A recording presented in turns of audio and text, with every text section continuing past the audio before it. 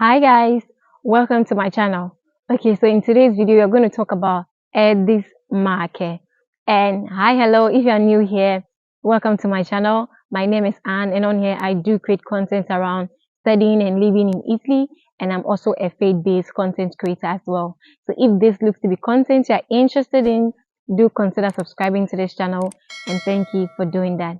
And to my subscribers, thank you so much for the support. Okay, so let's get right into the video.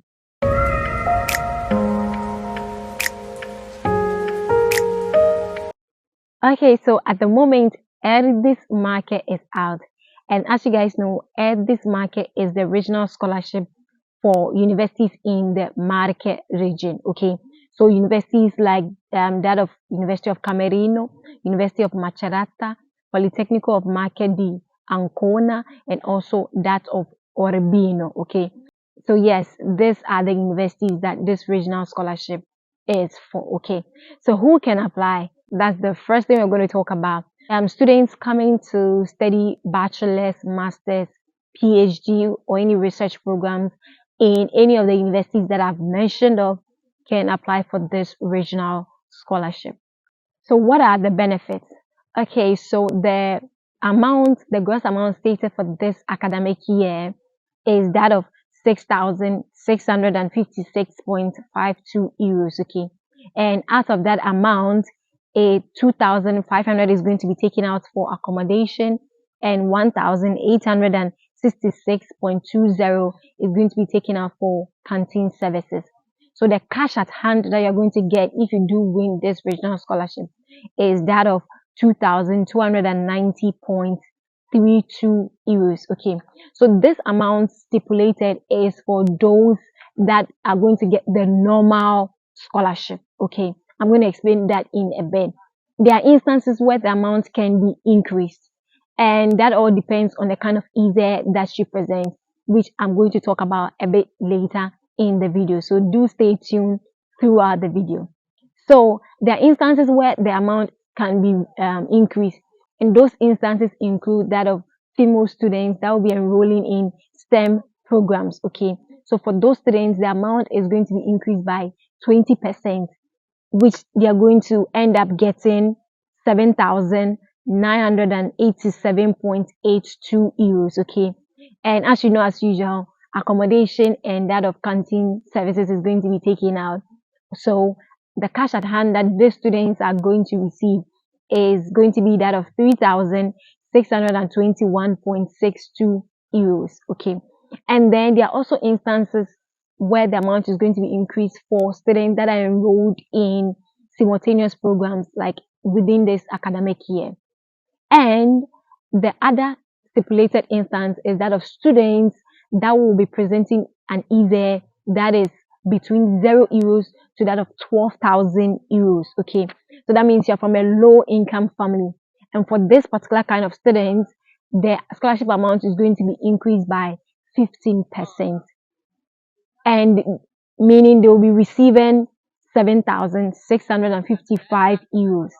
And then, as you know, accommodation and that of canteen services is going to be taken out from the gross amount of from this gross amount, and the cash at hand that you're going to receive is going to be that of 3,288 euros.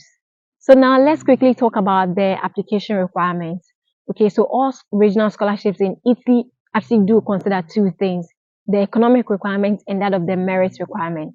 And for the merit requirement, for first year students that will be enrolling in bachelor's and master's program, like at the initial stage, no merit is considered. Okay, for this regional scholarship, there are some regional scholarships that do consider merit. Okay, but what you must take note of is for you to receive the second installment of the amount, like 50%, the installment is going to be, I'm going to talk about that in the later in the video, but then for you to receive the other half of the scholarship amount, you have to be able to make 20 credits by 10th of August 2024. Okay, now so let's talk about the economic requirement.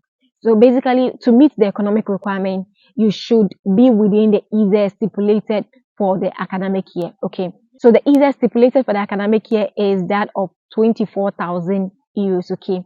So you should be presenting an ISEE not more, in your case, ISEEUP, okay, not more than 24,000 euros, okay?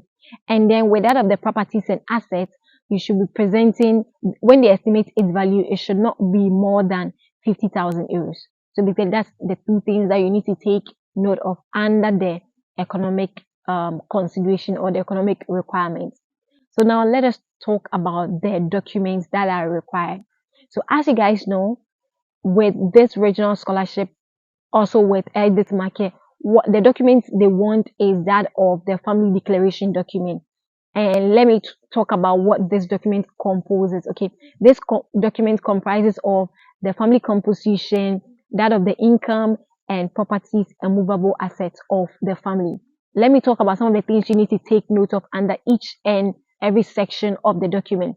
So it's stated here by ERDIS that, like with the family composition, you should also indicate those cohabiting with the head of the household. Okay, and then in the event of death of any of your parents, you should be able to, you should state it in the document, and then you should provide like a supporting document. So in this situation, you provide a death certificate. And then in instances where your parents are also separated or divorced, you should state it in the document and also provide like a document that supports that, the divorce papers or separation papers from the court or wherever you're going to get that from. Then let's come to the income section of the document. So with the income section, you have to state the incomes earned by each and every member of the family that you stated, okay, in the composition, as long as they are 18 years of age, okay. You have to include the incomes earned by these family members, and the year under review is that of 2021. So the income earned by these family members in the year 2021, it is taken into consideration of the income made from that of January to 31st of December of 2021. So in instances where members in your family, like anyone in your family is unemployed, you should state it in the document and provide supporting documents, okay? And then in instances where a sibling of yours is in the university, then what in this instance, obviously you're going to write that they do not earn any income, but then you should support it with their admission letter. And then let us talk about the other section of the document, which has to do with the description of the movable assets and properties of the family. So if you guys do own properties, in this instance, if you do own like probably a land, you are going to give its value as of 2021. And then this particular land, you're going to state it in acres, okay? So that is what you are going to do. All these documents must come from like the public authorities in your home country, those in charge of issuing those documents, okay? And then in instances where you do have a building, you are going to give the value of that building as at the year 2021, stating it in square meters, okay? And then the last part of it is that of your movable assets. So in instances where you guys do own probably cars, you guys do own treasury bills, bonds, anything at all, what you have to ensure is you get its value as at the year and the review, and then you're going to add the documents to this entire list of documents that I mentioned. So this is what comprises the family declaration document. So there's one thing you have to take note of. In instances where you guys do not own properties, you have to ensure that you get a document from the authorities in your home country stating that you guys do not own any properties, okay? And what you should take note of, you should not produce this document. You should not say that you do not own properties, but the authorities in charge of that should give you the document supporting that. In instances where you guys rent an apartment and do not necessarily own like a building, you need to be able to state the rents that you guys pay in the income document. It's going to be under the expenses section. And outside of that too, you also need to support it with your rental agreement or your rental contract with your landlord. So now let us talk about students coming from particularly poor countries. So students that are coming from particularly poor countries do not necessarily need to present the family declaration documents, which I've just mentioned of. But then in their case, they need to go to the Italian embassy in their home countries, okay, and the Italian embassy is going to issue them a certificate or a document stating that they are not known to come from like a particularly well-to-do family, and it is with this document that they are going to use to apply for the scholarship and further use it to apply for the ISEEUP. So let us mention some of the documents that you need for this market. Okay, so apart from the family declaration document that I've mentioned of, you need your identity documents, you need a recent passport size picture. Okay, one other document that you need, this particular document has to do with student that will be choosing to live in the apartments owned by this market. Okay, so for this student, you need to be able to show medical certificates, okay, stating that you don't have any known diseases that can be transmitted. Okay, if you do not present this document, you will not be allowed to be accommodated in these buildings, because it's very important for them to know. Then one other document, but then it's not for everybody, it just depends. In instances where you do not want to like benefit from the canteen services, and you want the money, like you want the money and not to eat from ERDIS, there's a clause where you can actually get the money. But then this is the only clause, because in all instances, the amount is not refundable, okay? But then with this clause, you can only get the funds in instances where you're able to prove that you have an allergy or you have a particular sickness that prevents you from using or eating the meals provided by this market. Okay, and then to prove that, you need a certificate or a medical document from a health professional in Italy. So it's only in this instance will this give you the money for the meals. And as you know, I did mention of it, the amount is that of 1,866.20 euros. So now let us talk about the publication of the rankings. So the provisional rankings will be published by September 11th, 2023. And then the definite rankings will be published on like the ERDIS website by October 31st, 2023. So now let us talk about the payment of the scholarship money. Okay, so the payments are in two forms: that of for master students and also that for bachelor students. So for first year bachelor students, 20% of the total amount will be paid within 10 days from the date of closing of the enrollment of study, and then it's going to be paid no later than 10th of November. Okay, and then the 30% of the total amount will be paid by 31st of December 2023. Then we come to the third installment. The third installment is going to be that of 50% of the total amount, and that is what I did mention under the merit requirement.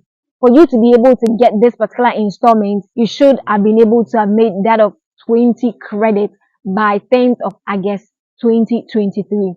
Now let us talk about master students.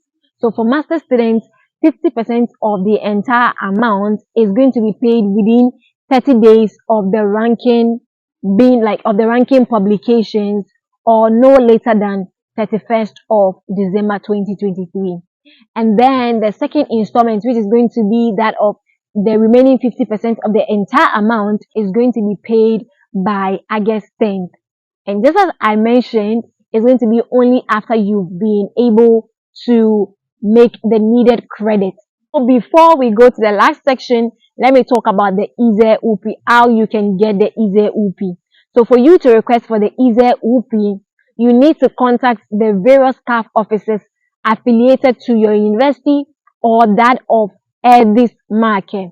So you contact the CAF and they are going to give you a list of documents that you need to submit for them to process the ISEEUP. You don't have to worry about submitting it to the university.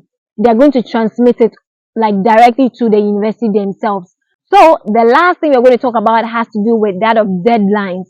So what you should take note of is the online application should be made by 25th August 2023. And then the final date for requesting of the ISEEUP is that of 16th October 2023. So the last I'm going to talk about is that of instances where you can be taken off from the ranking.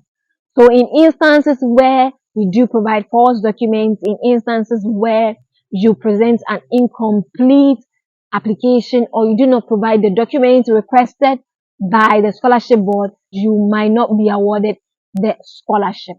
So that is all for this video. I hope you guys found value in it. If you did, please don't forget to like the video, subscribe to this channel, and also do follow me on Instagram. My Instagram is here. And also ensure that you do share this content. So happy applying, wishing you all the very best, and see you in my next video. Bye.